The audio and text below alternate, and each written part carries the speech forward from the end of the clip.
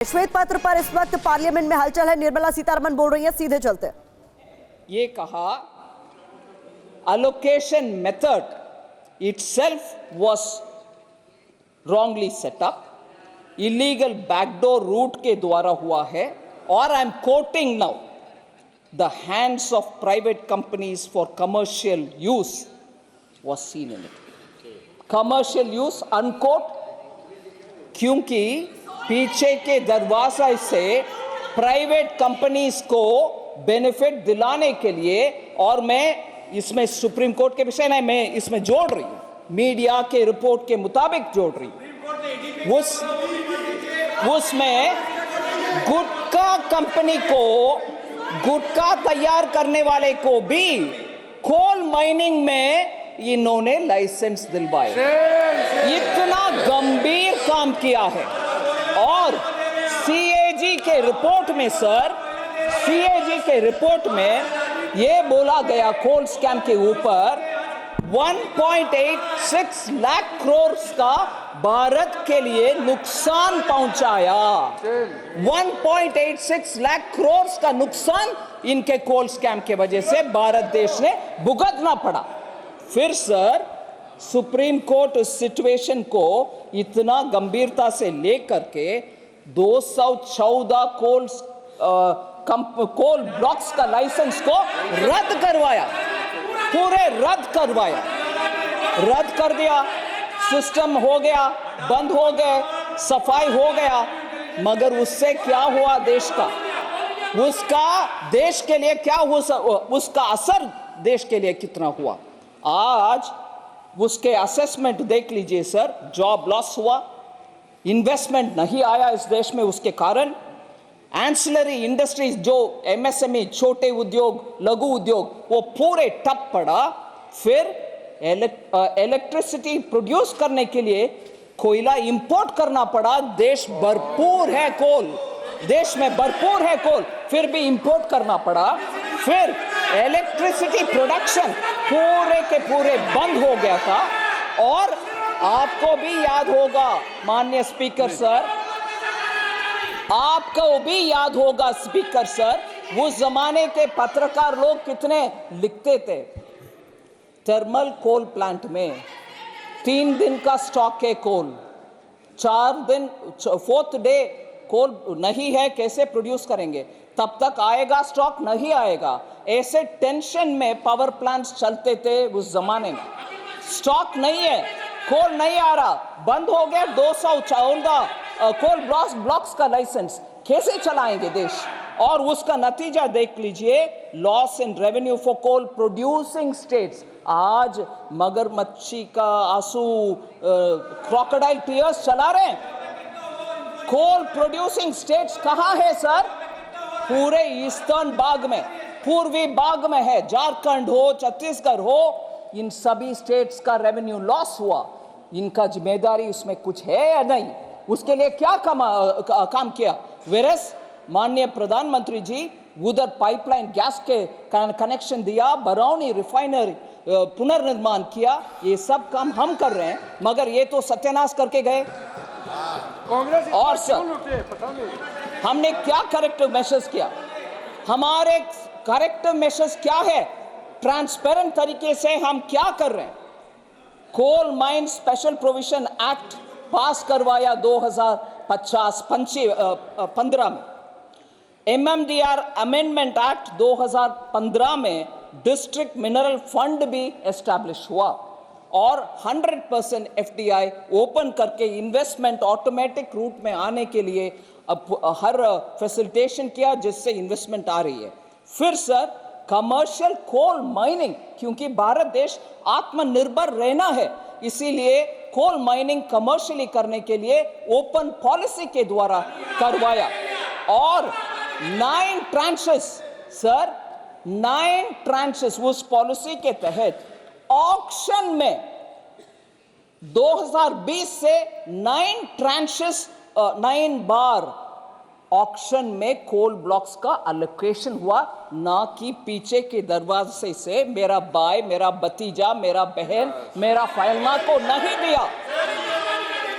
Sir आज और आज ये हमको क्रोनी कैपिटलिज्म पे ज्ञान देते हैं, क्रोनी कैपिटलिज्म के ऊपर ये ज्ञान देते हैं हमें। ये भी सोचना चाहिए सर, आपने कोयला को राख बनाया, जो कोयला भारत देश में है उसको राख बनाया।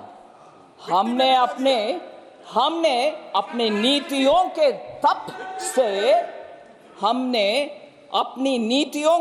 तप से कोयले को हीरा बना दिया।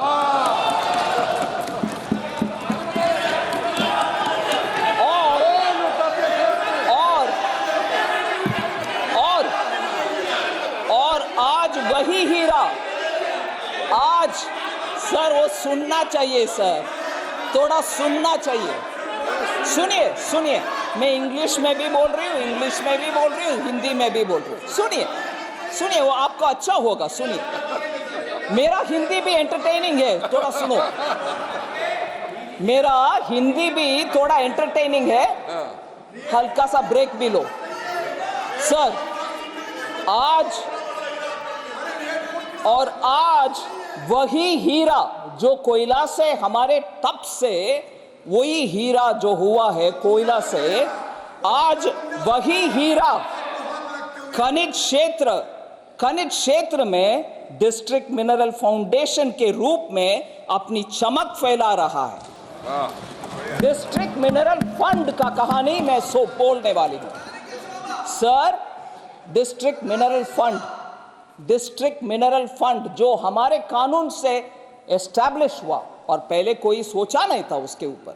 डिस्ट्रिक्ट मिनरल फंड से 84,900 करोड़ कलेक्शन हुआ है सभी स्टेट्स में, केंद्र सरकार का नहीं, सभी स्टेट्स में। डिस्ट्रिक्ट में रहता है वो, और उसके कारण बहुत सारे एस्पिरेशनल डिस्ट्रिक्ट्स भी और ब्लॉक्स भी उसके कारण आज बेहतरी और बेटर टाइम्स देख रहे हैं।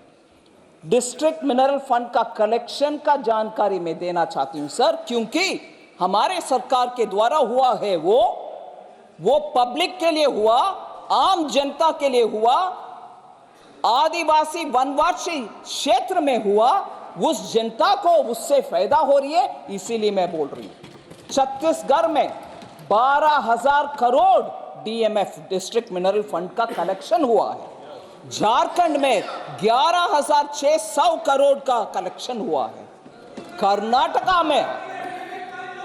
कर्नाटका में जहां पैसा नहीं जाता है हमारे यहां से, कर्नाटका में 4,467 करोड़ कलेक्शन हुआ है। ओडिशा में 24,600 करोड़ का कलेक्शन हुआ है। राजस्थान में 8,730 करोड़ का कलेक्शन हुआ है, और मेघालय जैसे नॉर्थ ईस्टर्न स्टेट में 90 करोड़ का कलेक्शन भी हुआ है। सर माइक अभी ठीक है। डिस्ट्रिक्ट मिनरल फंड का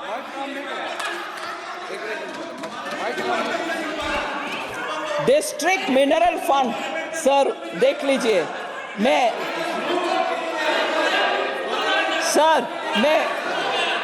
खुशी से बोल रही हूं सर, मैं आनंद से एक विषय बोलती हूं। एक मिनट, माइक काम नहीं चालू हो गया। माननीय सदस्यगण, आपके माननीय सदस्य और आपके कई माननीय सदस्य इस पे विचार रखेंगे। माननीय वित्त मंत्री जी अपना विचार रखें, आप अपना विचार रखें, देश तय करेगा माननीय वित्त मंत्री जी। Thank you sir.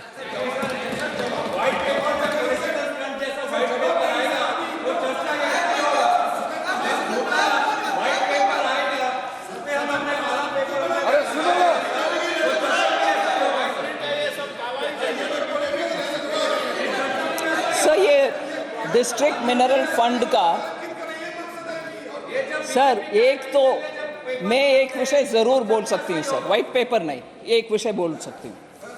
कभी भी कांग्रेस विपक्ष में जब बैठे हैं, प्रश्न 1000 उठाते हैं, हम क्षमता से सब्र रख के सुनते हैं। मगर जब हम खड़े होते हैं जवाब देने के लिए, वो या तो भाग लेते हैं वॉकआउट करके, नहीं तो इधर बैठ करके हल्ला करते हैं. They don't have the courtesy to hear replies. I challenge them. If they have the courage, let them sit down here and reply me. बैठ करके जवाब दो, सुनने के बाद जवाब दो, डिस्टर्ब ना करो, डिस्टर्ब ना करो. और वरिष्ठ युवा और फ्यूचर को बहुत बढ़िया बनाने के लिए जितना पोटेंशियल लोग में है, वो लोग भी ऐसे रोल बनाते हैं अपने आप को कि चिल्लाते रहो, महिला हो, पुरुष हो, प्राइम मिनिस्टर हो, कोई और हो, चिल्लाते रहो, क्योंकि सच्चाई आ रहा है इधर से, सच्चाई हम बोल रहे हैं, सुनेंगे नहीं. ठीक है, मैं बोलती हूं अभी DMF, डिस्ट्रिक्ट मिनरल फंड. ये तरीका है. आपको मौका मिलेगा, प्लीज बैठिए, प्लीज बैठिए. वित्त मंत्री जी. सर झूठ अनपार्लियामेंट्री है सर, वो तो कम से कम करेक्ट करने दीजिए. झूठ अनपार्लियामेंट्री है सर, करेक्ट करने के लिए बोलिए. सर डिस्ट्रिक्ट मिनरल फंड, इतना कलेक्शन के बारे में मैंने बोला. छत्तीसगढ़ में 12,000 करोड़, झारखंड में 11,600 करोड़, कर्नाटक में 4,467 crore, Orissa 24,600 crore, Rajasthan 8,730 crore, Meghalaya 90 crore.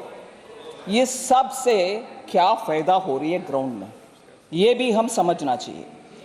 District mineral fund से क्योंझार उड़ीसा में, डिजिटल डिस्पेंसरी उड़ीसा में बनाया गया. As a result basic health care, telemedicine consultation, free medicine सब उड़ीसा में डिस्ट्रिक्ट में, वो भी क्योंझार डिस्ट्रिक्ट में मिल रही है. सेकेंड सर, क्या तकलीफ है? ये क्या तकलीफ है सर? सुनिए ना.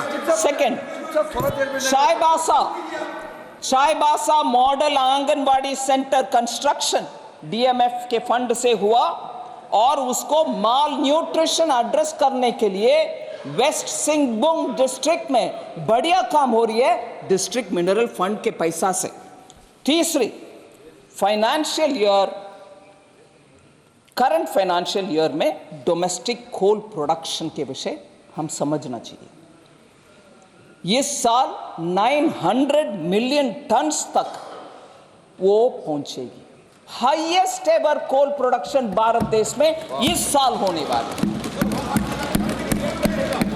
नहीं, आई एम कमिंग.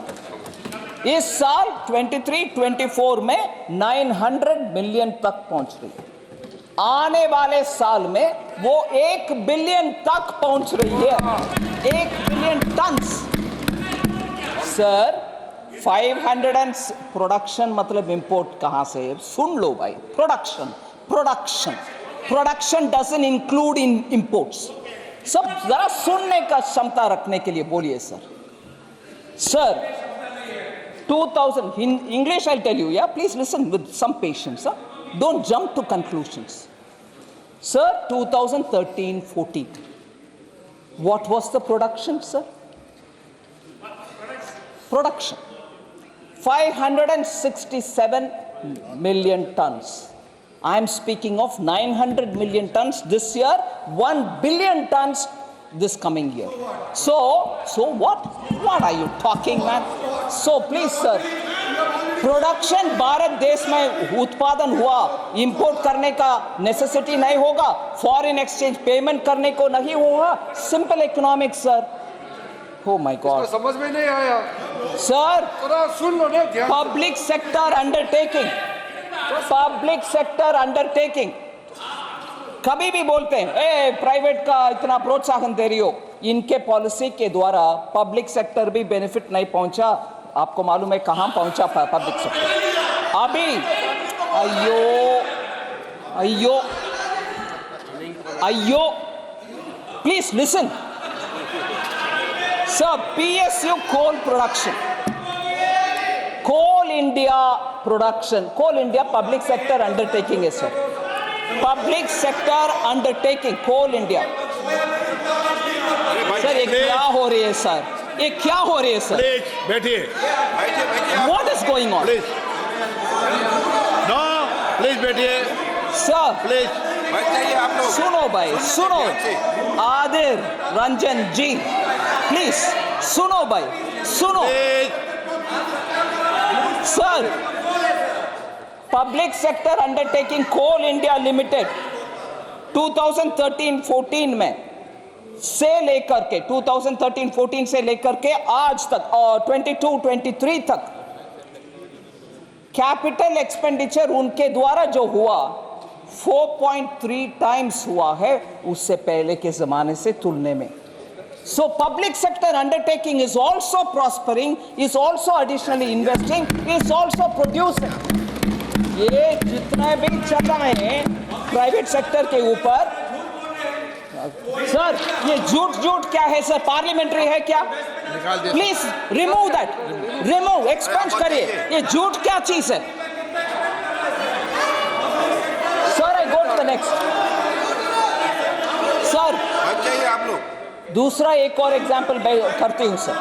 इनको सह नहीं पा रहे हैं कि इतना सच्चाई आ रही है उनके सरकार के कार्यकाल के ऊपर, इसीलिए इतना चिल्लाना, क्योंकि और उनके पूर्व अध्यक्ष जी भी बैठे हैं, उनको इंप्रेस करना है। मैडम हम डिफेंड कर रहे हैं हमारी पार्टी को, गलत बयान दे रहे हैं, झूठ उपयोग यही कर रहे हैं।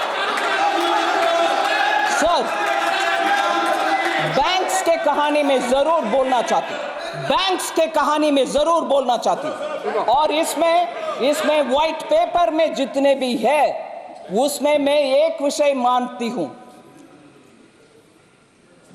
एक चरित्र है कांग्रेस पार्टी का बैंकों के खिलवाड़ करने के लिए। चरित्र है that they constantly misuse their powers and play with the banks.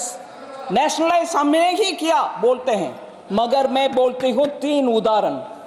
State bank of India का 1976 में श्री R.K. तलवार जी होते थे एक चेयरमैन, बहुत बड़ा रिस्पेक्टेड चेयरमैन था बैंक में, ठीक है सर।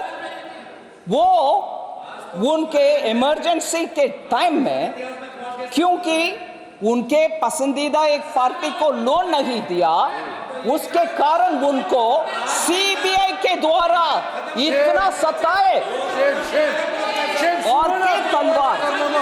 R.K. तलवार एकदम इंटीग्रिटी के साथ क्लीन व्यक्ति था, स्टेट बैंक ऑफ इंडिया के चेयरमैन रहते थे, एकदम क्लीन एंड इंटीग्रिटी में हाई होने वाले इस व्यक्ति को, क्योंकि उनके कोई रिश्तेदार या दोस्त को लोन नहीं दिया, उनको सीबीआई के द्वारा इन्वेस्टिगेशन करके फिर they wanted to somehow remove him, हटा भी दिया उनको, क्योंकि नहीं ये नगरवाला नहीं है, ये एसबीआई का एक R.K. तलवार का स्टोरी है 1976। उससे पहले 1950 का स्टोरी लीजिए, मुंद्रा स्कैम। उसमें हरिदास मुंद्रा जी एक कलकत्ता बेस्ड इंडस्ट्रियलिस्ट थे, उसको उनके कंपनी में LIC के द्वारा लोन, LIC के द्वारा इन्वेस्टमेंट करने के लिए था। I am coming madam, I will come to speak on the white paper, of course I will do, ठीक है सर। LIC इन्वेस्टमेंट कमेटी को इन्फ्लुएंस करके तब के 1950 में 1.26 करोड़ शेयर्स, वो डूबरा कंपनी, डूबने वाले कंपनी में LIC के पैसा 1.26 करोड़ डलवा दिया। उसके कारण जब वो स्कैम बाहर आया, उस समय के फाइनेंस मिनिस्टर को बलि का बकरा बना करके हटा दिया।